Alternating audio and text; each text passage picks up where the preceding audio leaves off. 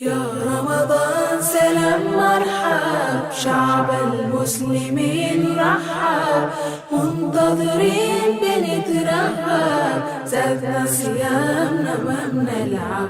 مرحب بك في كل دار، فرحانين صغار وكبار، نتآلف نزور كل جار، ننفق صدقة للإفطار. بسم الله الرحمن الرحيم، الصلاة والسلام على رسول الله صلى الله عليه وآله وسلم. السلام عليكم ورحمة الله وبركاته. وعن كترنا وحيابي مفطرات كاها ayaynu ku jirnay jimaaci iyo axkaamta ka faracmaysa ayaynu ka soo hadalnay. waxaa jira waxyaabo mufatiraad ah oo qofka afuriya oo qofka jidhkiisa hadday ka soo baxaan waa ku afurayo, iyo waxyaabaha hadday jidhkiisa qofka ka soo baxaan aan afurinaynin. ninka ragga ah ibtiisa waxaa ka yimaada 4 biyoyow ayaa ka yimaada. 4ta biyo ee qofka jidhka ka yimaada ibtiisa 3 ka mid waa nijaas, soonkana ma jabiyaan cala alqowl raajix. laakiin midka kale ee daahirka ah ayaa soonka jabiya haddii uu shuruudihiisii qaato. allahu mustacaan. qodobka koowaad waxaa weeye biyaha u horeeya waa biyaha kaadida la yidhaahdo, waa biyo ibta ka soo baxa, waa nijaas, soonkana ma jabiyaan.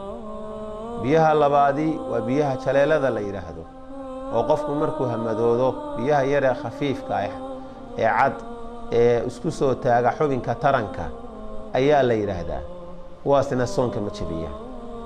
biyaha saddexaadi waa biyaha wadiga la yidhaha, wadiga oo qofku marka uu socod dheer galo oo dabeetana uu kaadi is yidhaahdo, kaadida dabadeedu qofku intuu docdo ayay ka yimaadaan biyo adag oo sida manida u eg, laakiin xukunkii manida aan yeelanaynin. waxaa kaloo ay ku timaadaa dadka qaadka iyo waxaa isticmaala, markuu qofku qaadka cuno xoogaa muddo markuu cunayo saacado badan ah, hadhow markuu habeenkii kaadi is yidhaahdo kaadida dabadeeda ayaa waxaasi imanaya. sidaa awgeed 3daa biyo waa nijaas, jidhka meeshay gaaraan iyo marada waa laga maydhaya. biyaha afaraadna soonkana ma jabiyaan.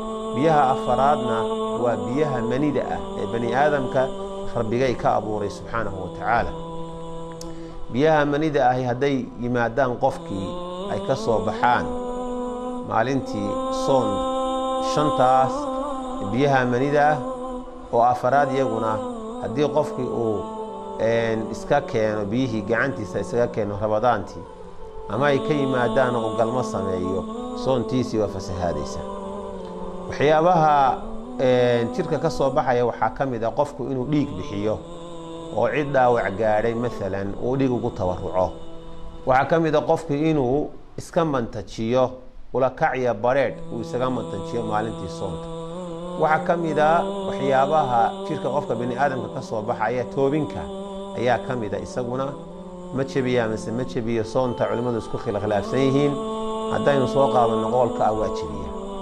waxaa ka mid ah hunuga ama sangororka qofka ku yimaada isagoo sooman, isaga soonkiisi ma jabiyo.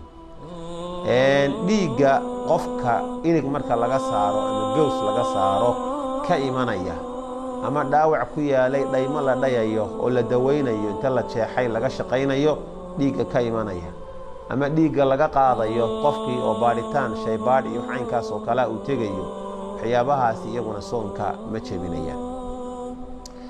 ashyaada jidhka ka soo baxaysa waa 5 qaybood. markaanu soo uruurina warka ee soonta qofka bani aadamka ku imanaysa, 3 ka midihii soonka ma jabiyaan, inuu qofku isagu ula kaca mooyaane, waa manidii iyo dhiiggii xijaamada ku soo baxayay iyo qaygii mantagii. 3daasi waxaa la yidhaahdaa qofku haddii uu iska keeno soonkii waa ka jabinaya. mantagu 2 nooc weeye. mid soonka wuu jabiyaa, waa kii qofku kas isaga keenay, laakiin mantagii inta xanuunku qabtay ku soo dhaafay isagu waxa weeye soonkii ma jabinayo. dhiigga xaydka iyo dhiigga dhalmada haddii qofkii dumareedu ka yimaado wax ikhtiyaarkeeda iyo qasadkeeda ku xidhan ma aha, soonkeedii waa jabaya. manida haddaynu ku bilowno, qofka maalin rabadaan biyo iska keena oo gacantiisa biyo isaga keenay maalin rabadaan isagoo jira, isagoo soomama u jira,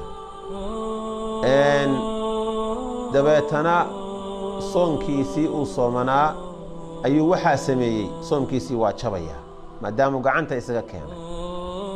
waxaa la mida qofku haddii uu reerkiisii taataabto ama wax daadaawado, dareenkiiyo shahwadu ku kacaan, biyihiisaa ku soo boodaan, soonkiisii waa jabaya.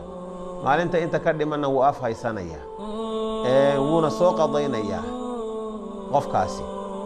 haddii qofkii isagoo sooman uu is yidhaahdo gacantaadii isku walwalaaq oo uu biyo gacantiisii isaga keenis yidhaahdo intuu hamadoodo, meel dhexe markuu marayey isagoo aanay biyihii ka iman joojiyey oo ilaahay xusuustay cabsidiisa, toobadkeen baa laga rabaa.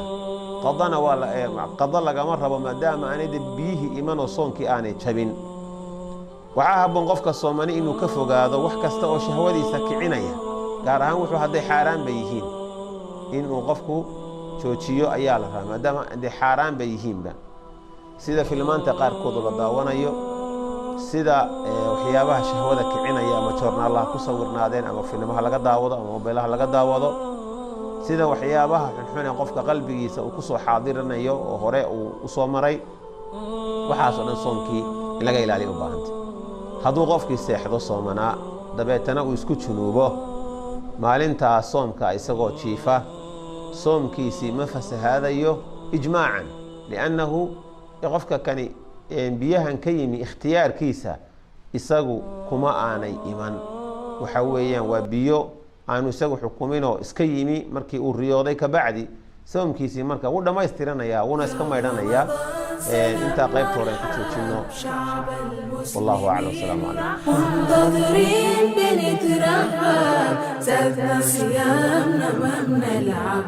مرحب بك في كل دار، فرحانين صغار وكبار، نتآلف نزور كل جار، ننفق صدقة للإفطار. مرحب بك في كل دار، فرحانين صغار وكبار، صلاة تراويح نلينا شعار، ونلقى البركة في الأسحار.